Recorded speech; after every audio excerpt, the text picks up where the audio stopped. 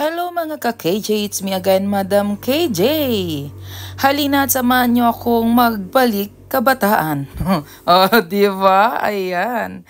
At dito nga ay naisipan kong gumawa ng wardrobe. At dito nga ay naisipan kong gumawa ng paper doll at sabi ko gagawan ko din ng maraming mga damit. At ginawan ko na rin ng mga cabinet. Kaya dito ay talaga naman makikita nyo na talaga namang napakaganda at nakakawili naman talagang gawin. Halina at gawin na natin!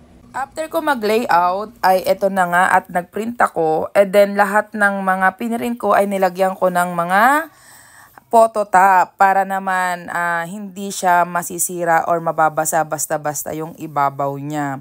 O diba? Tsaka para mas matibay na rin siya. Naalala ko lang nung mga kabataan ko ay talaga namang wala naman akong pambili ng ganito or ay talaga naman yung likod ng papel ng pad paper ay matigas, ay yun talaga yung dinodrawingan ko ng dal, o diba? At yun ang pinakalalagyan ko ng mukha. Di syempre, hindi naman tayo ganun kagaling mag-drawing, ay talagang ang itsura ng dal ay talagang minsan ay parang nakakatakyot. O, diba? At dito nga ay talaga namang naaalala ko yung mga kabataan ko na ako nagagawa ng mga damit-damit. Hindi man ganun kagandahan ay enjoy na enjoy naman ako nung bata ako at talagang mahilig ako mag-craft at gumawa-gawa na kung ano-ano na gusto kong laruin kasi wala naman akong pambili. At dun nga sa part na to ay yun, ay tinatanggal ko na yung mga gilid-gilid para naman mawala yung mga puti-puti na yan. At nag-cut na rin ako niyan parang pinaka, nilang yan, yung sa show. Yung pinaka-pintuan. Yan. Lahat ng yan ay akin ng ginupit-gupit, kinat-cut. Tapos akin ang lalagyan yan dyan ng, gumamit na ako ng scoring board.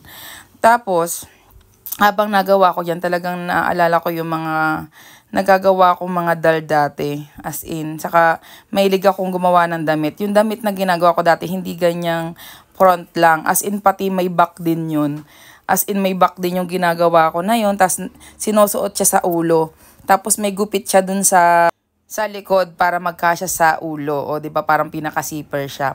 Pero dito naman sa part na to, ayan, nag-cut na ako ng gamit ko na yung aking brother, para mas mabilis na akong mag-cut, o diba, hindi naguguntingin. O, social, diba, ang bilis lang ng proseso, pero syempre, investment pa rin yan. Kailangan pa rin gumastos para mapabilis ang trabaho.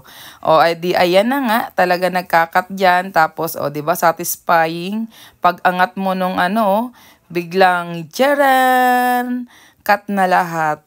Diba? Napaka-sosyal. Napakabilis ng gumawa at mag-cut. Hindi na mag-iisa-isa pa ng gunting. At samantalang noong kabataan ko ay talagang nagko-color-color pa ako ng damit. Kung anong gusto kong damit. Pero hindi ako ganun kagaling talaga sa pagdodrawing. At dito, ayan, habang tinatanggal ko, sinusukat ko yung damit. Talagang lahat naman ay sakto. O, diba? Ang ganda. Grabe. Kaya talagang natatanggal yung stress ko dito habang ginagawa ko, diba? Kasi nga talaga namang nakaka-enjoy gawin itong mga ganitong bagay na talagang hilig mo rin gawin nung kabataan mo pero mano-mano nga lang. At dito nga ay naglagay na ako ng scotch tape sa likod para diyan ako maglalagay ng mga double-sided para naman sa ganon ay hindi masira yung yung photo paper niya sa likod. At dito na nga ay magkakabit na ako sa aking ginawang album, wardrobe album, at talaga namang enjoy na enjoy at satisfying naman talaga sa paggawa. Bali 5 paper doll yung ginawa ko. Tapos yung damit ay pangkalahatan na kung alin man pwede sila manghiraman, pwedeng kung ano man ang maisuot nila yan, lahat yan ay kasya sa kanilang 5. Tapos dito sa part na to, yan may malabong part dyan, ilalagay mo yung actual na damit para yun yung doon mo sila i-hanger, parang naka-hanger style sila yan dyan sa loob ng cabinet. Kaya napakagandang tignan at mabilis ka makakapili ng gusto mong ipalit doon sa paper doll. O, diba? Ang sosyal. Naalala ko dati, talagang ang dami ko nagagawang mga ano, yung mga scratch na papel kasi bawal magsayang ng papel eh. Kaya yung may mga sulat-sulat na sa likod, yun yung gugupitin ko para yun ang gawin kong damit ng aking dal. Tapos binabaliktad ko na lang para hindi kita yung mga guri-guri sa likod. Dito, grabe, ayan, napaka-social ng mga damit, pang manyaman.